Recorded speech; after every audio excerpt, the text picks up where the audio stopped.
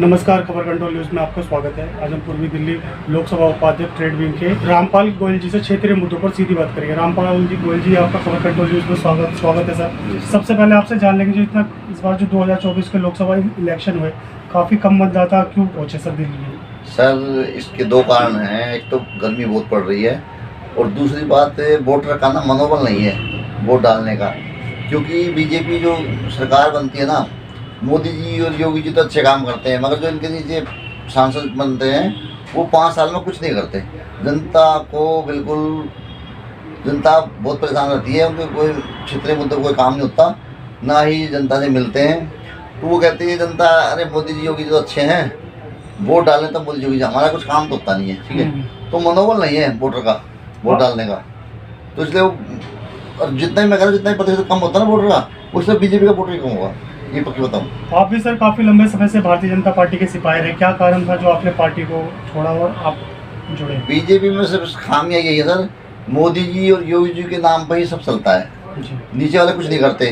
वो कहते हैं सर ठीक है, क्या करना है, मोदी जी योगी जी सब संभाल लेंगे, जीत जाएंगे चुनाव, कोई दिक्कत नहीं है, टिकट ही जीत है बीजेपी की। ठीक है, तो इसी नाम पर सब उसका फायदा उठा रहे हैं और इसका खामियाजा भुगतना पड़ेगा पार्टी को। एक दिन आखिर में पार्टी को इसका खामियाजा भुगतना पड़ेगा, क्योंकि जब जनता नाराज हो जाएगी, वोट डालेगी नहीं, जीतेंगे नहीं। ठीक है, तो मैं कह रहा हूँ मोदी योगी जी के नाम पर खाना बंद करें और काम करें क्षेत्र में, चाहे वो विधायक हो बीजेपी का, चाहे वो पार्षद हो, चाहे वो सांसद हो, उसको अपना फर्ज निभाना चाहिए। 5 साल में उसका क्या क्या दायित्व बनता है, उस दायित्व को अपना पूरा करना चाहिए। ठीक है, मोदी योगी जी अच्छी बात है, मगर उसके नाम पर जनता को झूठ नहीं बोलना चाहिए, जनता को गुमराह नहीं करना चाहिए। आपसे भी जानेंगे, दिल्ली के कल सीएम जी का बैल जेल जाने की सीधा बोल रहे हैं, अमित शाह भी कह रहे थे उनको जेल में डाल दिया जाएगा।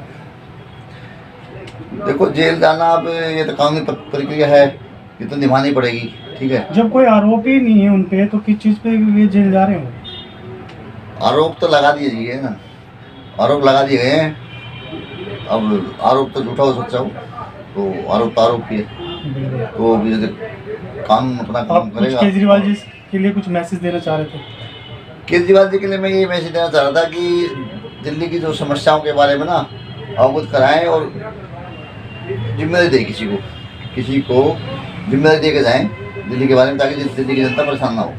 इस बार सर आपकी पूर्वी लोकसभा से जो कुलदीप मोनू जी को जो टिकट मिली, क्या लगता है सीट निकल जाएगी पूर्वी लोकसभा से? देखो जी, सीट निकलने की तो पूरी संभावना है और हमारी आप पार्टी ने बड़ा तगड़ा गेम भी खेला है।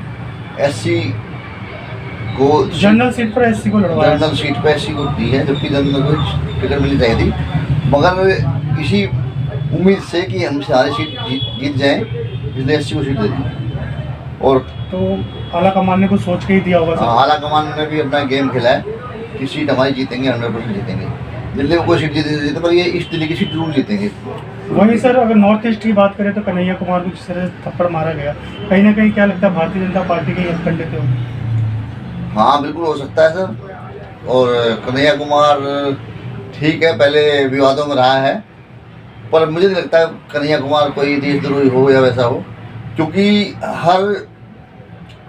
हर नीचे वाला आदमी बहुत जल्दी ऊपर पहुंचने के लिए कुछ न कुछ गलत शब्द का प्रयोग करता है। जैसे हमारी बहन मायावती, बीएसपी की राष्ट्रीय अध्यक्ष ने उसको महात्मा गांधी जी को अभद्र भाषा का प्रयोग किया था, वो एकदम ऊपर पब्लिसिटी आ गई। ठीक है, ऐसे कन्हैया कुमार जी ने देशद्रोह नहीं है, मगर उन्होंने ऊपर आने के लिए ऐसा कुछ किया, टुकड़े गैंग के साथ मिला। मगर कन्हैया कुमार का इससे कोई खामियाजा तो नहीं मिलेगा लोकसभा चुनाव में? देखो, जो वोट देने वाले हैं वोट देंगे, जो नहीं देने वाले नहीं देंगे। तो अब उसमें चुनाव रिजल्ट में पता लगेगा कि कौन सिकंदर और कौन। मोदी जी कहते हैं कि विकास के नाम पर हमें वोट दीजिए। अगर विकास की बात की जाए तो मोदी जी तो विकास कर ही रहे, जो उसके नीचे के सांसद वगैरह वो तो 5 साल नजर ही नहीं आते सर। वही तो करना। अब जैसे हमारे तिवारी जी हैं, मनोज तिवारी जी, वो ठीक है 10 साल हो गए सांसद बने, लेकिन मुझे नहीं लगता क्षेत्रीय समस्याओं को उन्होंने ध्यान दिया हो। ठीक है, बस हवा में रहते हैं। मोदी जी विकास कर रहे हैं, मोदी जी ये कर रहे हैं, मोदी देश के लिए ये कर रहे हैं, मोदी धारा हटा दी, मोदी राम मंदिर बना दिया, सब मोदी जी के नाम पे चल रहा है। अरे तुम क्या कर रहे हो भाई? 5 साल खा रहे हो, तनख्वाह ले रहे हो, असली फैसिलिटी ले रहे हो, गाड़ी ले रहे हो, ऑफिस ले रहे हो, तुम क्या कर रहे हो? अपना दायित्व तुम कहाँ निभा रहे हो? तुम तो आराम खा रहे हो, तुम तो बीजेपी के नाम पर, मोदी जी के नाम पर खा रहे हो। तुम कुछ कर ही नहीं रही। जनता क्या करेगी? जनता भी परेशान हो चुकी है उन लोगों से।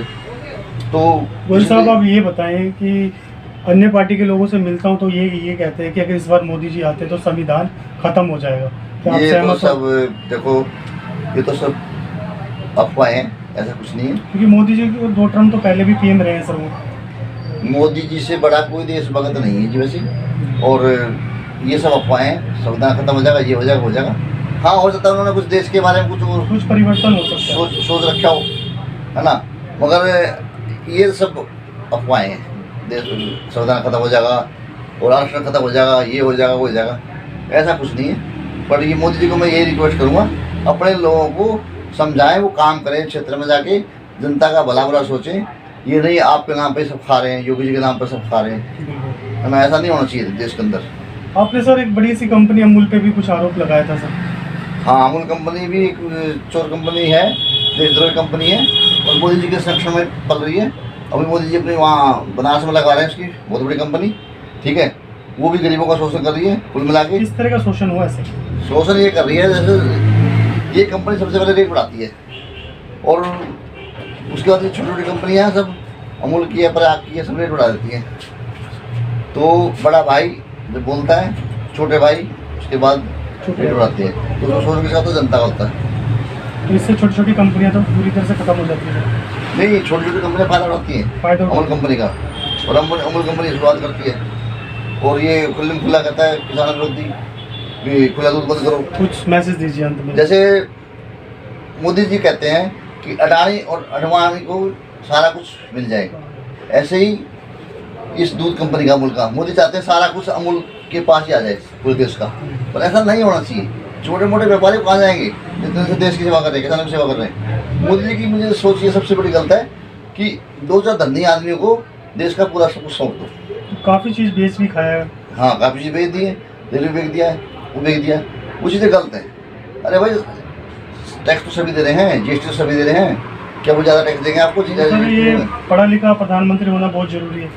नहीं, प्रधानमंत्री तो चल जाएगा, कोई बात नहीं, पढ़ा लिखा भी हो, कम भी हो, ज़्यादा भी हो, पर ये मत सोचो 2-4 का भला हो, बाकी सब भूखे मरे और 2-4 की मतलब पूरी की पूरी जो प्रॉपर्टी 2-4 के हाथ में हो, वो गलत है। वो गलत है। कम से कम अपने अपने इलाके के सब प्रधान होना चाहिए। कुछ मैसेज दे दीजिए दर्शकों को। मैसेज हमारा यही है सर, हमारे देश की आबादी 150 करोड़ हो चुकी है। सबसे पहले अगर कुछ करना है तो इस आबादी के बारे में कीजिए, नहीं तो यहाँ पर हमारे देश में इलाज के बिना और शिक्षा के बिना कीड़े मकोड़े की तरह हालत होने वाली देश की। आपसे कितना भी विकास कर लीजिए, बस आपका विकास जीरो है, क्योंकि ना खाने का, ना पीने का, ना रहने का, ना सहने का। जनता इतनी परेशान है, मुझे नहीं लगता ऑल वर्ल्ड में किसी देश में, किसी कंट्री में इतनी जनता परेशान हो। कहीं भी जाओ लाइन, कहीं भी जाओ लाइन, कहीं भी जाओ लाइन। विकास किसके लिए कर रहे हो? अरे आबादी को बंद करो सबसे पहले, आबादी कम होगी तभी विकास संभव है। नहीं तो आप कितना विकास कर लीजिए, कोई फायदा नहीं इस देश का विकास करने के लिए। आने वाले 20 सालों के बाद यहाँ पर पानी देने वाला नहीं मिलेगा, खाना देने वाला नहीं मिलेगा, इतनी बड़ी होने वाली है। और आप देख नहीं रहे, आप चाहते कुर्सी, हर एक को कुर्सी चाहिए, कुर्सी, पर ये नहीं पता जनता होगा क्या, एंड क्या होगा। कहीं भी चले जाओ, बम्बलाट हो जाओ, कुछ हो जाओ, हज़ारों आदमी बनेंगे एक साथ, हज़ारों, है ना। पाकिस्तान तो है ही जो कोई भी, पर इंडिया में भी जिस दिन यहाँ का नेता सही नहीं होगा, उस देखना क्या हाल होगा देश का। बहुत बहुत धन्यवाद गोयल साहब, आपने समय निकाल के हमसे बात की। धन्यवाद सर आपका।